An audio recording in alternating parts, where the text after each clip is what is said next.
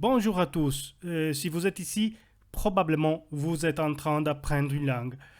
Aujourd'hui, je veux vous recommander cette application qui m'ont été indispensables pour apprendre une langue et qui ne sont pas très connues.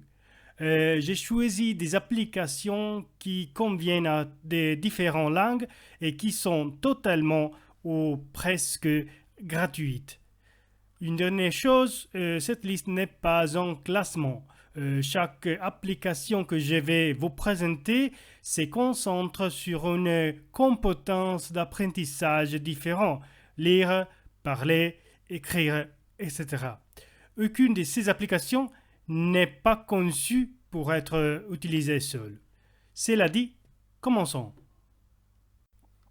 Bien, ma première recommandation est une application très connue, Memrise, qui c'est, à mon avis, génial pour réviser le vocabulaire.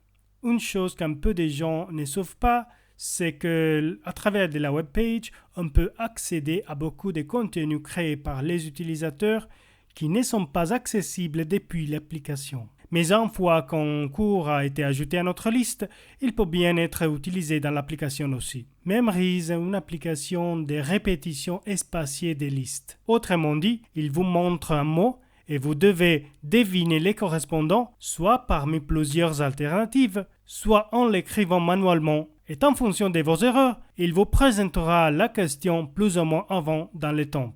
Ces archives contiennent des listes de tout, des capitales du monde aux 1000 mots les plus utilisés dans n'importe quelle langue, ou presque. Il vaut donc la peine d'y jeter un coup d'œil. Le deuxième que je recommande, c'est Tandem, pour pratiquer la conversation.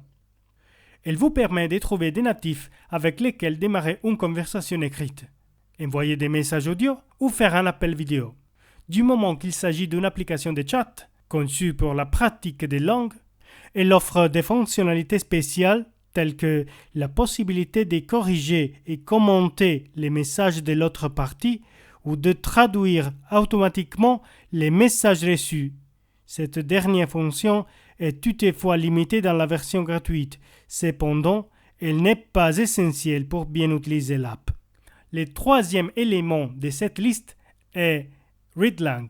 Il offre de nombreux contenus gratuits, principalement des textes, des histoires, des articles de journaux, etc. Mais aussi des vidéos YouTube ou des chansons. Tout est divisé par niveau, de A1 débutant absolu à C2 avancé. La plateforme ressemble à un éditeur de texte normal, mais en cliquant sur un mot ou une phrase, la traduction s'affiche, bien que la traduction par phrase soit limitée dans la version gratuite. En cliquant cela, ouvre également à droite de l'écran la même entrée dans le dictionnaire, ce qui nous permet d'avoir une idée de toutes les utilisations, les sens et les expressions idiomatiques avec ce mot. Le nombre 4 est Langate, pour ceux qui veulent s'entraîner à écrire des textes et un style légèrement plus complexe. Bien que graphiquement elle semble un peu datée, elle reste bien valide. Ici, on peut publier ses textes ou même écrire son journal personnel et recevoir soit des commentaires, soit des corrections par des locuteurs natifs. Numéro 5. Pour améliorer la prononciation, le bien connu Forvo est l'endroit où aller. Il s'agit d'un site qui contient des enregistrements de la prononciation des mots dans différentes langues et différents accents, parfait pour perfectionner la prononciation ou adapter l'oreille à une prononciation locale. L'outil numéro 6 est DeepL, qui est, à mon avis, le meilleur outil de traduction automatique que vous puissiez trouver. Non seulement il offre une meilleure traduction que celle de Google, mais il permet également de choisir mot par mot le synonyme de la traduction et modifiant automatiquement tout ce qui est nécessaire. Une autre fonction très utile, bien que pas disponible dans la version gratuite, c'est la possibilité de sélectionner les degrés de formalité. Vous voyez ou tutoyer. Problème ennuyeux que la concurrence n'a jamais résolu. Enfin, à la position 7, je vous présente Transover, un plugin de Chrome très petits mais très utiles. Ils nous permettent enfin, en passant la souris sur un mot ou en sélectionnant une phrase, de voir automatiquement sa traduction.